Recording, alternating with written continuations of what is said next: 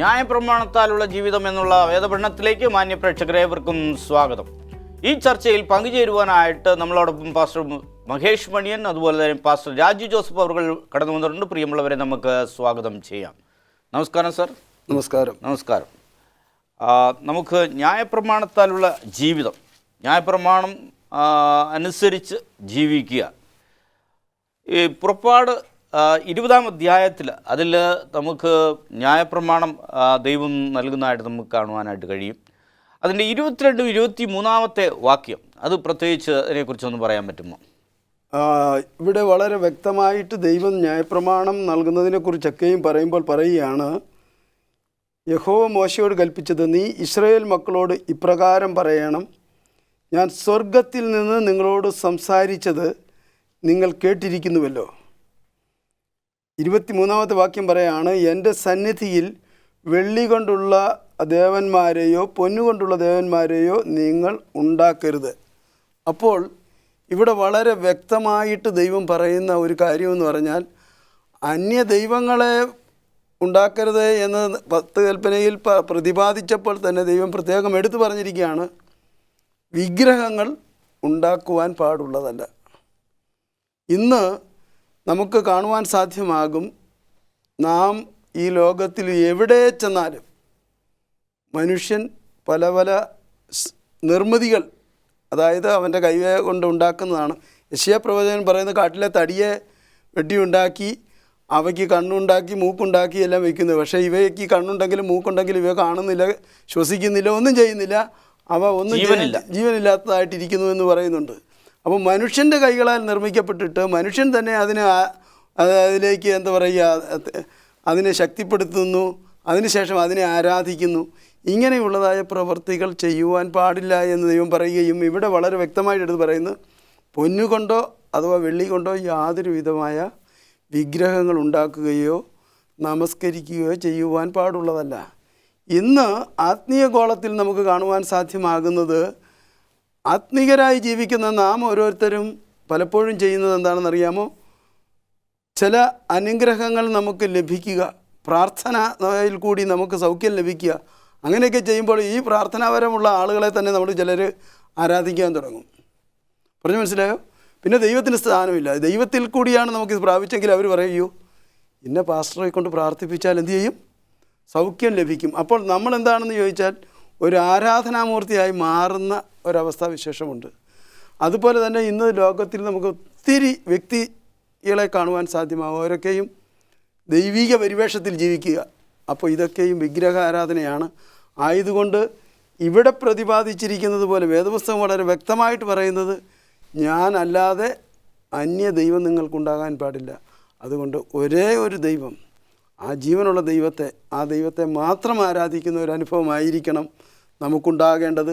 ആ ഒരു ദൈവത്തിൻ്റെ കരങ്ങളിലാണ് നമ്മെ ഓരോരുത്തരും സുരക്ഷിതരെന്നുള്ള ബോധം എപ്പോഴും നമുക്കുണ്ടാകുമ്പോൾ തീർച്ചയായിട്ടും നമുക്കിപ്രകാരമുള്ളതായ വിഗ്രഹാരാധനകൾ മറ്റ് ആചാരങ്ങളിൽ നിന്നൊക്കെയും വിട്ടു നിൽക്കുവാൻ സാധ്യമായി തീരും. നമ്മൾ വിഗ്രഹങ്ങളെ ആരാധിക്കരുത്. നമ്മൾ ആ രൂപങ്ങളെ മാത്രമല്ല, നമ്മളുടെ ചിന്തകളിൽ തന്നെ ഒരു വിഗ്രഹാരാധന സ്വഭാവം പലർക്കും നമുക്കുണ്ടെന്നറിയാം. നമ്മൾ ഈ ഒരു ന്യായപ്രമാണത്താൽ ജീവിക്കുക എന്നുള്ളതിനെക്കുറിച്ച് നോക്കുമ്പോൾ അവരുടെ ജനങ്ങളുടെ ജീവിതത്തിലേക്ക് നമ്മൾ ഇറങ്ങി തിരിച്ചല്ല. ഒരു എബ്രായ അടിമയ്ക്ക് എന്ത് നിയമവ്യവസ്ഥകളാണ് അവിടെ നൽകപ്പെട്ടിരിക്കുന്നത്, അതിനെക്കുറിച്ചൊന്ന് പറയാൻ പറ്റുമോ? ഇവിടെ നമ്മൾ ആദ്യമായിട്ട് മനസ്സിലാക്കേണ്ടതായിട്ടുള്ളൊരു കാര്യം, ഇവിടെ 20-ാം അധ്യായത്തിൽ 1 മുതൽ 17 വരെയുള്ള വാക്യങ്ങളിൽ ദൈവത്തിൻ്റെ വിരലുകൾ കൊണ്ട് എഴുതിയതും ദൈവത്തിൻ്റെ വാമൊഴിയാൽ അവിടെ നിൽക്കുന്ന മുഴുവൻ ജനവും കേൾക്കെ ദൈവത്തിൻ്റെ കൽപ്പനകളെക്കുറിച്ച് വിളിച്ചു പറയുകയും ചെയ്തു. അതിനുശേഷമാണ് ദൈവം വിരലുകൾ കൊണ്ട് കൽപ്പലകയിൽ എഴുതി മോശയുടെ കരങ്ങളിൽ നൽകുന്നത്. അത് നിത്യനിയമമാണ്, അത് എന്നേക്കും അനുസരിച്ച് നടക്കുവാനുള്ളതാണ്. എന്നാൽ അതോടൊപ്പം അതിൻ്റെ 17 കഴിഞ്ഞ് താഴോട്ട് പോകുമ്പോൾ ദൈവം മറ്റു കുറേ നിർദ്ദേശങ്ങളും കൂടെ മോശയ്ക്ക് നൽകുന്നു. ഇസ്രായേൽ ജനം കനാൻ ദേശത്ത് എത്തിയതിന് ശേഷം അനുസരിച്ച് നടക്കേണ്ടതായിട്ടുള്ള ചില കാര്യങ്ങളെക്കുറിച്ച് പറയുന്നു. അതാണ് ന്യായപ്രമാണം അല്ലെങ്കിൽ മോശയുടെ ന്യായപ്രമാണ പുസ്തകത്തിൽ എഴുതിയിരിക്കുന്നതായിട്ടുള്ള കാര്യങ്ങൾ. അതിൽ രേഖപ്പെടുത്തിയിരിക്കുന്നതായിട്ടുള്ള ഒരു കാര്യമാണ് ഒരു അടിമ, അതായത് ഒരു എബ്രായ അടിമ എപ്രകാരമായിരിക്കണം തൻ്റെ ദേശത്ത്, കനാൻ ദേശത്ത് എന്നുള്ളത്. ഇവിടെ നോക്കുമ്പോൾ മോശ പ്രവാചകനോട് ദൈവം പറഞ്ഞു നൽകുന്നതായിട്ടുള്ളൊരു കാര്യമാണ്, ഒരു എബ്രായ വ്യക്തിയെ അടിമയായിട്ട് അല്ലെങ്കിൽ ദാസനായിട്ട് എടുക്കുകയാണ് എങ്കിൽ അവൻ 6 സംവത്സരം തൻ്റെ യജമാനന് ജോലി ചെയ്തിട്ട് അവന് 7ാമത്തെ സംവത്സരത്തിൽ അവന് സ്വതന്ത്രമായിട്ട് അവിടെ നിന്ന് വിട്ടിട്ട് കടന്നു പോകുവാനുള്ള അവസരമുണ്ട്. എന്നാൽ ആ വ്യക്തി അവിടെ ഭാര്യയോടൊപ്പമാണ് വരുന്നത് എങ്കിൽ ഭാര്യയും ഈ ദാസനും ഒരുമിച്ച് തന്നെ പോകാം. എന്നാൽ ഇവിടെ വന്നതിന് ശേഷം യജമാനാണ് അദ്ദേഹത്തിന് ഒരു ഭാര്യയെ നൽകുന്നത് എങ്കിൽ അതിൽ അദ്ദേഹത്തിന് കുഞ്ഞുങ്ങൾ ജനിക്കുകയാണ് എങ്കിൽ ആ വ്യക്തി നൽകിയതായിട്ടുള്ള യജമാനന് തന്നെ തിരികെ ഏൽപ്പിച്ചിട്ട് നിങ്ങൾ അവിടെ നിന്ന് പോകണം എന്നാണ് പറയുന്നത്. എന്നാൽ ഈ സമയത്ത് ഈ ദാസൻ പറയുകയാണ്, എനിക്കൊരിക്കലും എൻ്റെ ഭാര്യയെ വിട്ട് പിരിയുവാൻ സാധ്യമല്ല, എൻ്റെ കുഞ്ഞുങ്ങളെയും വിട്ട് പിരിയുവാൻ സാധ്യമല്ല, അതുപോലെ എനിക്ക് ഭാര്യയെ തന്നതായിട്ടുള്ള യജമാനെയും വിട്ടു പിരിയുവാൻ സാധ്യമല്ല എന്ന് പറയുകയാണ് എങ്കിൽ ആ സമയത്ത് ഈ യജമാനൻ ഈ ദാസൻ്റെ അല്ലെങ്കിൽ ഈ അടിമയുടെ കാത് കുത്തി തുളച്ചതിന് ശേഷം എന്നേക്കും ആ യജമാനുള്ളവനായിരിക്കണം. അപ്പോൾ അവർക്ക് സന്തോഷപൂരിതമായിട്ട് ഈ അടിമയാണെങ്കിൽ പോലും അദ്ദേഹത്തിന് ഭാര്യയും കുഞ്ഞുങ്ങളുമായിട്ട് അവിടെ യജമാനോടൊപ്പം കഴിയുവാൻ സാധ്യമാകും എന്നുള്ള രീതിയിലാണ് അവിടെ നൽകിയിരിക്കുന്നത്.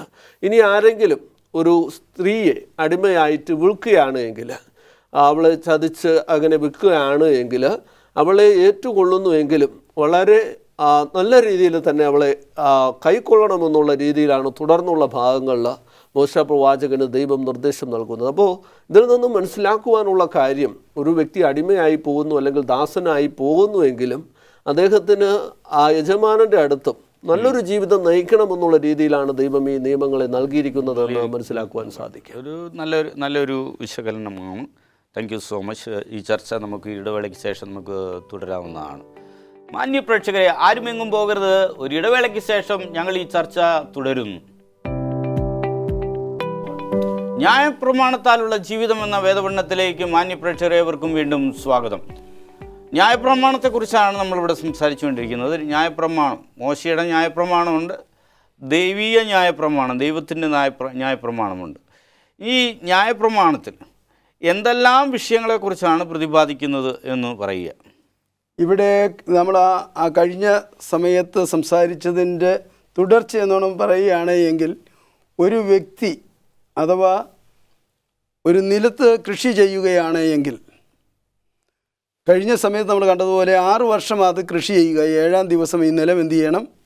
വെറുതെ ഇടണം. അതുപോലെ തന്നെ ആ നിലം വെറുതെ ഇടുമ്പോൾ അവിടെ ഉണ്ടാകുന്നതായ ധാന്യങ്ങൾ, വസ്തുക്കൾ, അതൊക്കെയും ദരിദ്രന്മാർക്കുള്ളതാണ് എന്നാണ് പറഞ്ഞിരിക്കുന്നത്. അതിൽ യാതൊരു അവകാശവും ആർക്കുമില്ല, ആ സ്ഥലത്തിൻ്റെ യജമാനന് ഇല്ല എന്ന് വ്യക്തമായിട്ട് പറയുന്നു. അതുപോലെ തന്നെയാണ് നമ്മുടെ മൃഗസമ്പത്തുകളാണെങ്കിലും അപ്രകാരമായിരിക്കണം. അതിനെ സംരക്ഷിക്കപ്പെടുന്നതിൻ്റെ ഒരു വിഹിതം 6 വർഷം അതിനെ പരിപാലിക്കപ്പെടുന്നുവെങ്കിൽ 7ാമത്തെ ദിവസം അതിൻ്റെ ഒരു വിഹിതം ആർക്കുള്ളതാണ്? അടിമകൾക്കുള്ളതാണ് എന്നാണ് പറഞ്ഞിരിക്കുന്നത്.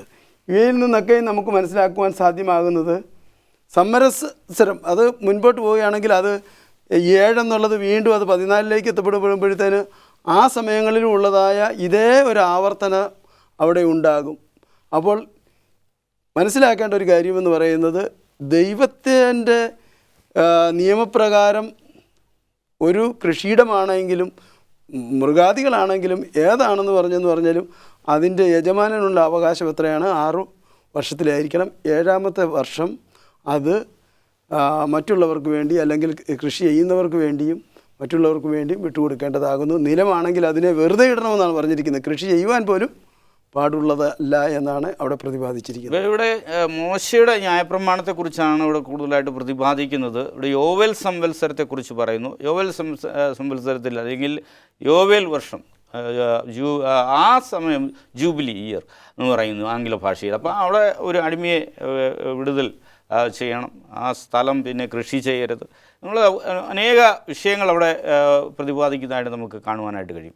ഇവിടെ നമ്മൾ നോക്കുമ്പോൾ കാനാൻ ദേശം കാണുവാനായിട്ട് അല്ലെങ്കിൽ അവകാശപ്പെടുത്തുവാൻ ആഗ്രഹിക്കുന്നവർ എന്തൊക്കെ കാര്യങ്ങളാണ് ചെയ്യേണ്ടത് എന്നുള്ളതായ ഒരു ഇത് പറയുന്നുണ്ട്. അതിനെക്കുറിച്ച് പറയാൻ പറ്റുമോ? പുറപ്പാട് പുസ്തകം 23-ാം അധ്യായം അതിൻ്റെ 20 മുതൽ 33 വരെയുള്ള ഭാഗങ്ങളിൽ ദൈവം കാനാൻ ദേശത്തെത്തുന്ന അവർക്കുള്ള അവകാശത്തെ അല്ലെങ്കിൽ അനുഗ്രഹത്തെക്കുറിച്ച് അവിടെ വിവരിക്കുന്നതായിട്ട് കാണുവാൻ സാധിക്കും.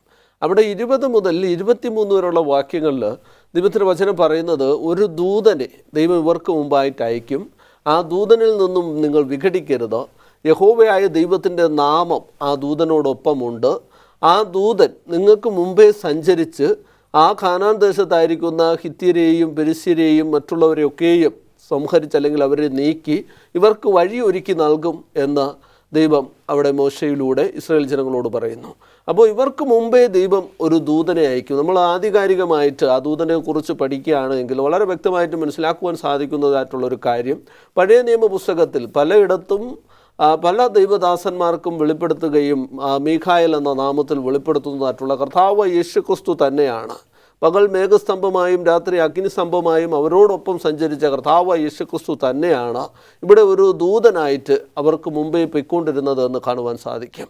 ആ ദൈവത്തിലൂടെ, ക്രിസ്തുവിലൂടെ അവർക്ക് വേണ്ടുന്നതായിട്ടുള്ള കാര്യങ്ങളൊക്കെയും ദൈവം ഇവിടെ ഒരുക്കി നൽകുന്നു എന്ന് കാണുവാൻ സാധിക്കും. അതിനുശേഷം കനാൻ ദേശത്ത് അവരെത്തിക്കഴിഞ്ഞാൽ ദൈവം എടുത്തു പറയുന്ന ഒരു കാര്യമുണ്ട്, വിഗ്രഹാരാധന പാടില്ല, അന്യ ദൈവങ്ങളെ നിങ്ങൾ പോയി നമസ്കരിക്കരുത്. അവർ കനാൻ ദേശത്ത് എത്തുമ്പോൾ പാലും തേനും ഒഴുകുന്ന ദേശം, മനോഹര ദേശം, അവിടെ അവർ കാണുന്നതായിട്ടുള്ള ഫലപുഷ്ടിയുള്ള സാധനങ്ങളൊക്കെയും കാണുമ്പോൾ നിങ്ങൾ ഒരിക്കലും ചിന്തിക്കരുത് ആ ദേശത്ത് അവർ ആരാധിച്ചു പോകുന്ന മിഥ്യാമൂർത്തികളാണ് അത് നിങ്ങൾക്ക് നൽകിയതെന്ന് നിങ്ങൾ ഒരിക്കലും ചിന്തിക്കരുത്. സകലത്തിൻ്റെയും സൃഷ്ടികർത്താവായിരിക്കുന്ന ദൈവമാണ് അത് ആ ദേശത്തെയും ഇത്രത്തോളം അനുഗ്രഹിച്ച് നൽകിയിരിക്കുന്നത്. അതുകൊണ്ട് നിങ്ങൾ ആ വിഗ്രഹാരാധനയിലേക്ക് വഴുതി വീഴരുത്, യഹോവയായ ദൈവത്തെ തന്നെ നിങ്ങൾ ആരാധിക്കണമെന്ന് ദൈവം പറയുന്നു. അതിനുശേഷം ആ ദൈവത്തെ ആരാധിക്കുന്നുവെങ്കിൽ നിങ്ങൾക്കുള്ള അനുഗ്രഹങ്ങളെക്കുറിച്ച് ദൈവം പറയുകയാണ്. നിങ്ങൾ വെള്ളത്തെ ഞാൻ അനുഗ്രഹിക്കും, അപ്പത്തെ ഞാൻ അനുഗ്രഹിക്കും. അതുപോലെ ദൈവം പറയുന്നു, നിങ്ങളിൽ മച്ചിയായിട്ട് ആരും കാണുകയില്ല. അതുപോലെ നിങ്ങൾ ദേശത്ത് ഏറ്റവും അനുഗ്രഹിക്കപ്പെട്ടിരിക്കും, ബലപ്പെട്ടിരിക്കുമെന്ന് ദൈവം അവർക്ക് വാക്തത്വം നൽകുകയാണ്. അതുപോലെ ദൈവം പറയുന്നു, അവിടെ രോഗങ്ങൾ ഉണ്ടാകുകയില്ല, ഞാൻ രോഗങ്ങൾക്ക് ശമനം നൽകും, ആ ദേശം നിങ്ങൾക്ക് ഏറ്റവും അനുഗ്രഹമായിരിക്കും. പക്ഷേ കണ്ടീഷൻ, ആ ദൈവത്തെ അനുസരിക്കുക, ദൈവകൽപ്പനകൾ പ്രമാണിച്ച് മുന്നോട്ട് നീങ്ങുകയാണ് എങ്കിൽ തീർച്ചയായും ഈ അനുഗ്രഹങ്ങൾ നിങ്ങൾക്കുണ്ടാകുമെന്ന് ദൈവം അവരോട് വാക്തത്വം ചെയ്യുന്നു. നല്ലൊരു ആൻസറാണ്. Thank you so much. മത്തായിയുടെ സുവിശേഷം 5:38-48 ഈ വാക്യങ്ങൾ എന്താണ് പ്രതിപാദിക്കുന്നതെന്ന് വിവരിക്കുവാനായിട്ട് സാധിക്കുമോ? തീർച്ചയായിട്ടും. മത്തായിയുടെ സുവിശേഷം 5-ാം അധ്യായം അതിൻ്റെ 38 പറയുന്നത്, കണ്ണിന് പകരം കണ്ണും പല്ലിന് പകരം പല്ലും എന്ന് തെളിയിച്ചത് നിങ്ങൾ കേട്ടിട്ടുണ്ടല്ലോ. ഞാനോ നിങ്ങളോട് പറയുന്നു, ദുഷ്ടനോട് എതിർക്കരുത്, നിന്നെ വലത്തെ ചെകിട്ടത്തെ അടിക്കുന്നവന് മറ്റേതും കാണിച്ചു കൊടുക്കുക. ഇത് കർത്താവായ യേശു ക്രിസ്തു പറഞ്ഞതായ കാര്യമാണ്. എന്തുകൊണ്ട് എന്ന് ചോദിച്ചാൽ, നിയമപ്രകാരം അന്നുണ്ടായിരുന്ന അനുവർത്തിച്ച് വന്നിരുന്നതായ ഒരു നിയമമാണ്. ഒരുവനൊരു തെറ്റ് ചെയ്താൽ ആ തെറ്റിന് പകരം ഒരു പ്രക്രിയ ചെയ്യുക എന്നുള്ളത്. എന്നാൽ തീർച്ചയായിട്ടും നമ്മൾ മനസ്സിലാക്കേണ്ടത്, ഒരു ദൈവികമാകുന്ന അനുഭവത്തിലായിരിക്കുമ്പോൾ നമുക്ക് ഇപ്രകാരം പ്രവർത്തിക്കുവാനായിട്ട് സാധ്യമല്ല. ദൈവം പറഞ്ഞിരിക്കുന്നത് ക്ഷമയുടെ അനുഭവമാണ്. ഒരു വ്യക്തിയോട് നാം എപ്രകാരം ക്ഷമിക്കണം, അത് എത്രമാത്രം ക്ഷമിക്കണം. ഒരിക്കൽ ശിഷ്യന്മാർ ചോദിച്ച് 70 വട്ടം വേണമെന്ന് ചോദിച്ചപ്പോൾ പറഞ്ഞ് 70 വട്ടമല്ല, അതിൽ കൂടുതൽ ക്ഷമിക്കേണ്ടതായ അവസ്ഥയുണ്ടെന്ന് പറഞ്ഞു. അപ്പോൾ എല്ലാം ക്ഷമിക്കുവാനുള്ളൊരവസ്ഥയുണ്ട്. ഇവിടെ പറയുന്നു, കണ്ണിന് പകരം കണ്ണ് കൊടുക്കാനായിട്ട് നമുക്ക് സാധ്യമാവുക. അങ്ങനെയാണെങ്കിൽ ഒരു കാലം കഴിയുമ്പോഴത്തേന് എല്ലാ ആളുകളും ഗുരുടന്മാരായി തീർന്ന ഒരവസ്ഥയുണ്ടാകും. അതുപോലെ തന്നെ നമ്മളെന്താ ചെയ്യേണ്ടതെന്ന് വെച്ചാൽ, ദുഷ്ടനോട് എതിർക്കുന്ന ഒരു അനുഭവം ഉണ്ടാകരുത്.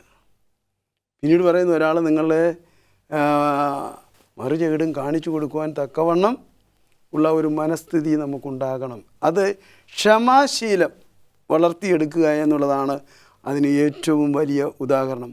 താഴ്മ ധരിക്കുക എന്നുള്ളതാണ് യേശുവിനെ പോലെ ആയിത്തീരുക എന്നുള്ളത്. യേശുവിൻ്റെ പാത പിന്തുടരുക എന്നവർക്ക് എപ്പോഴും അനിവാര്യമാകുന്ന ഒരു ഘടകമായിരിക്കും. ഈ വാക്യം അത് വളരെ അന്വർത്ഥമാക്കുന്നത് നമ്മുടെ ഓരോരുത്തരുടെയും വ്യക്തി ജീവിതത്തിൽ ക്ഷമ എപ്രകാരം പ്രാധാന്യം അറിയിക്കുന്നു എന്നും മറ്റുള്ളവരോട് നമുക്ക് എങ്ങനെ ക്ഷമിക്കുവാൻ കഴിയുന്നു എന്നതും ഉയർത്തി കാണിക്കുവാൻ ഇതിൽ കൂടി നമുക്ക് സാധ്യമായി തീരും. ഇപ്പം മോശയുടെ കാലഘട്ടത്തിൽ, മോശയുടെ ന്യായപ്രമാണത്തിൽ ഒരുത്തൻ്റെ കണ്ണ് കളഞ്ഞാൽ മറ്റവൻ്റെ കണ്ണ് ചൂഴ്ന്ന് കളയണമെന്ന്, അപ്പോൾ ഒരുത്തൻ്റെ പല്ലടിച്ച് കളഞ്ഞാൽ അവൻ്റെയും പല്ലടിച്ച് കളയണം. പക്ഷേ കർത്താവായ യേശു ക്രിസ്തു അവിടെ ആ നിയമത്തിന് ഒരു വലിയൊരു മാറ്റം വരുത്തിക്കൊണ്ട് പറയുകയാണ്, ഇവൻ നിൻ്റെ ചെകിട്ടത്തടിച്ചാൽ നീ എന്ത് ചെയ്യണം, മറു ചെകിടും നീ കാണിച്ചു കൊടുക്കണമെന്ന്. അപ്പോൾ അത് എത്ര പേർക്ക് അത് ഉൾക്കൊണ്ടുകൊണ്ട് ജീവിതത്തിൽ മുന്നോട്ട് പോകാനായിട്ട് സാധിക്കുമെന്ന് നമുക്ക് അറിയത്തില്ല. നല്ലൊരു ചർച്ചയാണ്. ഒരു ഇടവേളയ്ക്ക് ശേഷം ഈ ചർച്ച നമ്മൾ തുടരുന്നതായിരിക്കും. മാന്യപ്രേക്ഷകരെ, ആരുമെങ്ങും പോകരുത്. ഒരു നല്ലൊരു ചർച്ചയാണ്. ഞങ്ങളിതാ വേഗം എത്തുന്നു. ന്യായപ്രമാണത്താലുള്ള ജീവിതം എന്നുള്ളതായ ചർച്ചയിലേക്ക് മാന്യപ്രേക്ഷകർ ഏവർക്കും വീണ്ടും സ്വാഗതം. ഇവിടെ ന്യായപ്രമാണത്തെക്കുറിച്ച് നമ്മൾ കൂടുതലായിട്ട് ചർച്ച ചെയ്തു വരികയാണ്. ഇവിടെ നമ്മൾ നോക്കുമ്പോൾ ഈ വാഗ്ദത്വത്തിനും ഇതിനും കൽപ്പനയ്ക്കും അല്ലെങ്കിൽ ന്യായപ്രമാണത്തിനും തമ്മിലുള്ള ബന്ധം എന്താണുള്ളതെന്നുള്ളത് വിവരിക്കുക. ഇവിടെ വാഗ്ദത്വവും കൽപ്പനയും. കൽപ്പന എന്ന് പറഞ്ഞാൽ നമുക്ക് മനസ്സിലാക്കുവാൻ സാധിക്കും, ദൈവത്തിൻ്റെ വിരലുകൾ കൊണ്ട് എഴുതി മോശയിലൂടെ ഇസ്രായേൽ ജനങ്ങൾക്കും ഈ ലോകത്തുള്ള സകല മനുഷ്യർക്കും അവരുടെ നന്മയ്ക്ക് വേണ്ടി, അവരുടെ സ്നേഹത്തിന് വേണ്ടി, അവരുടെ അനുഗ്രഹിക്കപ്പെട്ട ഒരു ജീവിതത്തിന് വേണ്ടി ദൈവം നൽകിയിരിക്കുന്നതാണ് ദൈവകൽപ്പനകൾ. ഇനി വാഗ്ദത്വം എന്ന് പറയുമ്പോൾ എന്താണ് എന്ന് നമ്മൾ ചിന്തിക്കുകയാണെങ്കിൽ, തീർച്ചയായിട്ടും വാഗ്ദത്വം എന്ന് പറയുമ്പോൾ നമുക്കെല്ലാവർക്കും അറിയാം, ഒരു പ്രോമിസ് നൽകുന്നതാണ് വാഗ്ദത്വം എന്ന് നമുക്ക് കാണുവാൻ സാധിക്കും. ഈ വാഗ്ദത്വത്തെ നമുക്ക് ആദ്യം കാണുവാൻ സാധിക്കുന്നത് ഉൽപ്പത്തി പുസ്തകം 3-ാം അധ്യായം അതിൻ്റെ 15-ാമത്തെ വാക്യത്തിൽ. പാപം ചെയ്തു കഴിഞ്ഞ ആദമിനോടും അവയോടും ദൈവം സംസാരിക്കുന്ന വേളയിൽ ദൈവം അവിടെ ഒരു വലിയ വാഗ്ദത്വം നൽകുന്നതായിട്ട് കാണുവാൻ സാധിക്കും. പാപം ഉടലെടുത്തതിന് ശേഷമാണ് ദൈവം ഈ വാഗ്ദത്വം നൽകുന്നത് എങ്കിൽ ഈ വാഗ്ദത്വം അതിനു മുമ്പ് തന്നെ നിലനിന്നിരുന്നു എന്ന് കാണുവാൻ സാധിക്കും. ഉദാഹരണത്തിന് വെളിപ്പാട് പുസ്തകം 13-ാം അധ്യായം അതിൻ്റെ 8-ാമത്തെ വാക്യത്തിൽ പറയുന്നു, ലോകസ്ഥാപനത്തിന് മുമ്പേ അറുക്കപ്പെട്ട ദൈവത്തിൻ്റെ കുഞ്ഞാടിൻ്റെ ജീവപുസ്തകത്തിൽ പേരെഴുതി കാണാത്തവർ. അപ്പോൾ ഇതിൽ നിന്ന് നമുക്ക് മനസ്സിലാക്കുവാൻ സാധിക്കും, വാഗ്ദത്വം പാപത്തിന് മുമ്പേ അല്ലെങ്കിൽ ദൈവത്തിൻ്റെ കൽപ്പനകളെ എഴുതിയ വേളയിൽ തന്നെ ദൈവം ആ വാഗ്ദത്വവും നൽകിയിരുന്നു എന്ന് നമുക്ക് മനസ്സിലാക്കുവാൻ സാധിക്കും. നമുക്കെല്ലാവർക്കും അറിയാം, സ്വർഗത്തിലെ വിശുദ്ധ മന്ദിരത്തിൻ്റെ മാതൃക പ്രകാരമാണ് ദൈവം ഭൂമിയിൽ വിശുദ്ധ മന്ദിരം സ്ഥാപിക്കുന്നത്. ആ വിശുദ്ധ മന്ദിരത്തിൻ്റെ അതിപരിശുദ്ധ സ്ഥലത്ത് തന്നെ ദൈവിക കൽപ്പനകൾ നിലനിന്നിരുന്നു എന്ന് കാണുവാൻ സാധിക്കും. അത് സ്വർഗത്തിനും ഭൂമിക്കും ആധാരമാണ്. ആ നിയമത്തിന് അധിഷ്ഠിതമായിട്ടാണ് ദൈവത്തിൻ്റെ രാജ്യം നിലകൊള്ളുന്നതെന്നും ആ നിയമത്തിനനുസൃതമായിട്ടാണ് എല്ലാവരും നിലനിൽക്കുന്നത്. എന്നാൽ ആ കൽപ്പനയുടെ ലംഘനമാണ് പാപം. അങ്ങനെ പാപം ചെയ്ത് കഴിഞ്ഞാൽ ദൈവ തേജസ് നഷ്ടപ്പെടുന്ന ഒരു വ്യക്തിയെ വീണ്ടും ദൈവത്തിങ്കലേക്ക് അടുപ്പിക്കണമെങ്കിൽ ദൈവത്തിൻ്റെ പുത്രനായിരിക്കുന്ന ക്രിസ്തു മരിച്ചെങ്കിൽ മാത്രമേ അത് സാധ്യമാവുകയുള്ളൂ. അങ്ങനെ ലോകസ്ഥാപനം മുതൽ അറുക്കപ്പെട്ട ദൈവത്തിൻ്റെ കുഞ്ഞാടിനെ മനുഷ്യന് ദൈവം വാഗ്ദത്വമായി നൽകിയിരിക്കുന്നു. ആ പാപം ഉടലെടുത്ത സമയത്ത് ദൈവം അത് വെളിപ്പെടുത്തിയിരിക്കുന്നു. അതാണ് ഉൽപ്പത്തി പുസ്തകം 3-ാം അധ്യായം അതിൻ്റെ 15-ാമത്തെ വാക്യത്തിൽ നമുക്ക് കാണുവാൻ സാധിക്കുന്നത്. ആ വാഗ്ദത്വം ദൈവം നിറവേറ്റി എന്ന് നമുക്ക് കാണുവാൻ സാധിക്കും. 2000 വർഷങ്ങൾക്ക് മുമ്പ് കർത്താവ് യേശുക്രിസ്തു കാൽവരിയിൽ ആ വാഗ്ദത്വം നിറവേറ്റി. എന്നാൽ ഇവിടെ വാഗ്ദത്വവും നിയമവും തമ്മിലുള്ള ബന്ധം, വാഗ്ദത്വം എന്ന് പറയുമ്പോൾ ദൈവം മുന്നമേ നൽകി അത് നിറവേറ്റി. ആ നിയമം എന്ന് പറയുമ്പോൾ അതിൻ്റെ ലംഘനത്തിൻ്റെ ഫലമായിട്ടാണ് പാപം. ആ പാപത്തിന് വേണ്ടിയാണ് വാഗ്ദത്വം മശിഹ അറുക്കപ്പെടുന്നത്. അതുകൊണ്ട് ഒരിക്കലും ഈ ദൈവകൽപ്പനകൾ വാഗ്ദത്വം നിറവേറിയപ്പോൾ നഷ്ടപ്പെട്ടു പോയിട്ടില്ല, അല്ലെങ്കിൽ അത് അവിടെ അവസാനിച്ചിട്ടില്ല. വീണ്ടും നമ്മൾ വാഗ്ദത്വ മശിഹയിൽ അല്ലെങ്കിൽ നൽകപ്പെട്ട ക്രിസ്തുവിൽ വിശ്വസിക്കുന്നതോടൊപ്പം തന്നെ ഈ ദൈവകൽപ്പനകൾ നമ്മൾ പ്രമാണിച്ച് പോകണം എന്നുള്ളതാണ് ഈ വാഗ്ദത്വവും നിയമവും തമ്മിലുള്ള ബന്ധം സൂചിപ്പിക്കുന്നത്. ഒരു മനുഷ്യൻ അവൻ ജീവിക്കുന്നു, അവൻ്റെ ജീവിതത്തിൽ എന്തെങ്കിലും ഒരു തെറ്റ് ചെയ്തു പോയാൽ അതിൻ്റെ തിക്തഫലങ്ങൾ ഉണ്ടാകാറുണ്ട്.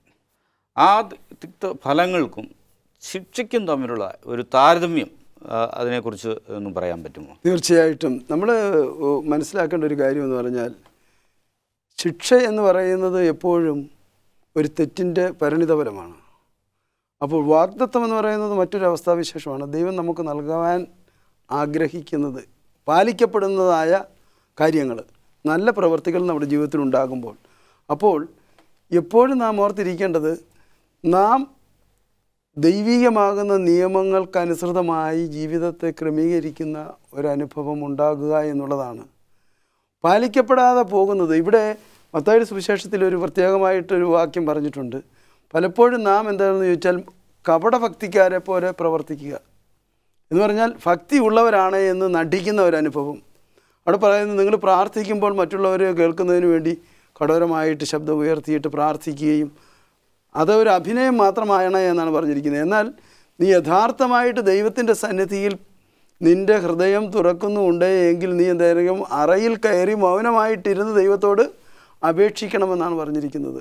അപ്പോൾ നമ്മൾ മനസ്സിലാക്കേണ്ടത്, ദൈവികമാകുന്ന ചിന്തയിൽ നാം ജീവിക്കുമ്പോൾ അതൊരു പ്രഹസനമായി മാറുവാൻ പാടില്ല. നാം എപ്പോഴും ദൈവത്തോട് ചേർന്ന് നിൽക്കുന്ന അനുഭവത്തിലാകുമ്പോൾ നമ്മുടെ പ്രാർത്ഥനകളും നമ്മുടെ എല്ലാ കാര്യാദികളും അത് ക്രമീകൃതമായി ദൈവഹിതത്തിനനുസൃതമായിരിക്കണം. അങ്ങനെ ആയിത്തീരുമ്പോൾ മാത്രമേ നമ്മളിൽ കൂടി മറ്റുള്ളവർക്ക് ദൈവികത ദർശിക്കുവാൻ കഴിയുകയുള്ളൂ. ഓക്കെ, നീതിക്കും പ്രതികാരത്തിനും അതിനുള്ള തമ്മിലുള്ളതായ ആ വ്യത്യാസത്തെക്കുറിച്ചൊന്ന് പറയാൻ പറ്റുമോ? നീതിയും പ്രതികാരവും. നീതി എന്ന് പറയുമ്പോൾ നമുക്കറിയാം, ദൈവത്തിൻ്റെ വചനം പറയുന്നു, സ്വർഗത്തിലെ ദൈവം നീതിമാനായ ദൈവം, ദൈവത്തിൻ്റെ കൽപ്പനകൾ നീതിയുള്ളത്. ആ കൽപ്പനകളുടെ ലംഘനത്തിൽ എന്താണ് സംഭവിക്കുന്നത്? അങ്ങനെ നമ്മൾ ദൈവകൽപ്പനകൾ ലംഘിച്ചാലുള്ള ശിക്ഷാവിധിയെക്കുറിച്ചാണ് ന്യായവിധിയിൽ പറയുന്നത്. അപ്പോൾ അതിൽ പ്രതികാരത്തെക്കുറിച്ച് നമുക്ക് കാണുവാൻ സാധിക്കും. നേരത്തെ നമ്മൾ സൂചിപ്പിച്ചതുപോലെ നമ്മളെ കണ്ണ് പോയാൽ അതിന് പകരം കണ്ണ് കൊടുക്കണം, പല്ല് പോയാൽ അതിന് പകരം പല്ല് കൊടുക്കണം. ഒരു വ്യക്തിയെ കൊല ചെയ്ത് കഴിഞ്ഞാൽ ആ വ്യക്തിയെ കൊണ്ടുവന്ന് പാളയത്തിന് പുറത്ത് കൊണ്ടുപോയി കല്ലെറിഞ്ഞ് കൊല്ലണം. ഇതൊക്കെയുമാണ് അതൊരു അർത്ഥത്തിൽ അല്ലെങ്കിൽ മറ്റൊരു അർത്ഥത്തിൽ നമ്മൾ നോക്കുമ്പോൾ പ്രതികാരത്തിൻ്റേതായിട്ടുള്ള ഒരു ഇത് നിലനിൽക്കുന്നതായിട്ട് കാണുവാൻ സാധിക്കും. എന്നാൽ നീതിമാനായ ദൈവം നമുക്ക് ഓരോരുത്തർക്കും വേണ്ടി മരിച്ചു കഴിഞ്ഞപ്പോൾ ആ നീതിമാനായ ദൈവം ഈ നിയമങ്ങളൊക്കെ മാറ്റിയെന്ന് നമുക്ക് കാണുവാൻ സാധിക്കും. ആ ക്രിസ്തുയേശുവിലുള്ള സ്നേഹത്തിലൂടെ എല്ലാവരും സ്നേഹപൂരിതമായി തീരണം എന്ന ദൈവം കാണിക്കുന്നു. ആ ദൈവം കാൽവരിയിൽ നമുക്ക് കാണിച്ചു തരുന്നത് വലിയ ഒരു സ്നേഹമാണ്. ആ നീതിയിലൂടെ ഈ പ്രതികാരത്തിൻ്റേതായിട്ടുള്ള നിയമം അവിടെ ക്രൂശിൽ തറച്ച് നീക്കപ്പെട്ടു എന്ന് നമുക്ക് മനസ്സിലാക്കുവാൻ സാധിക്കും. അത് നല്ലൊരു ആൻസറാണ്. നീതിയും പ്രതികാരം. നീതി നടപ്പാക്കുക, നീതി ചിലർ എന്താണ്, എനിക്ക് നീതി ലഭിച്ചില്ല, അതുകൊണ്ടാണ് എന്താണ് ഞാൻ പ്രതികാരം ചെയ്തത്. എനിക്ക് നീതി ലഭിക്കണമെന്ന് നീതിക്ക് വേണ്ടി പോരാടുന്നതായ അനുഭവങ്ങളൊക്കെ ഉണ്ട്. പക്ഷേ പലപ്പോഴും എന്താണ്, മനുഷ്യൻ നിയമത്തെ അവൻ്റെ കൈകളിലേക്ക് എടുത്ത് അവൻ ആ നീതി നടപ്പാക്കുവാനായിട്ട് അവൻ പരിശ്രമിക്കുന്നതായിട്ട് കാണുന്നു. എന്നാൽ ദൈവീയമായ നീതി അങ്ങനെയല്ല. ദൈവീയമായ നീതി സകലത്തെയും ക്ഷമിക്കുവാനും സഹിക്കുവാനും സ്നേഹിക്കുവാനും മറക്കുവാനും അങ്ങനെയുള്ളതായ ഒരു ദൈവീയമായ ഒരു നീതിയാണ് ദൈവം ആഗ്രഹിക്കുന്നത്. നല്ലൊരു ചർച്ചയാണ്. നമുക്ക് പ്രാർത്ഥിക്കാം. പാസ്റ്റർ മഹേഷ് പ്രാർത്ഥിക്കുക. സ്നേഹവാനും പരിശുദ്ധനുമായിരിക്കുന്ന അടികളുടെ വാഴ്ത്തപ്പെട്ട കർത്താവേ, അടികളോട് കൂടെ ഇരുന്ന അടികളെ നയിക്കുന്ന വലിയ കൃപകൾക്കായി നന്ദിയോടെ സ്തുതിക്കുന്നു. ഇത് അനേകരുടെ ജീവിതത്തിൽ കർത്താവ് ഏറ്റവും അനുഗ്രഹപ്രദമായി തീരുവാൻ എൻ്റെ ദൈവ അടികളെ ഓരോരുത്തരെയും ഒരുക്കുന്ന കൃപകൾക്കായി നന്ദിയോടെ സ്തുതിക്കുന്നു. സകല മാനവും മുഖത്തോടെ നടക്കണം. സർവേഷു നാം ചോദിക്കുമ്പോൾ സ്വർഗസ്ഥ പിതാവേ, ആമേൻ. ഇത്ര നേരം സ്റ്റുഡിയോയിൽ വന്ന് നല്ല ആശയങ്ങൾ പങ്കുവച്ച ദൈവദാസന്മാർക്ക് നന്ദി, നമസ്കാരം. ദൈവമക്കളെ, അനേകവിധമായ ആശയങ്ങൾ നമ്മൾ ശ്രവിച്ചു. ദൈവം നിങ്ങളെ അനുഗ്രഹിക്കുമാറാകട്ടെ.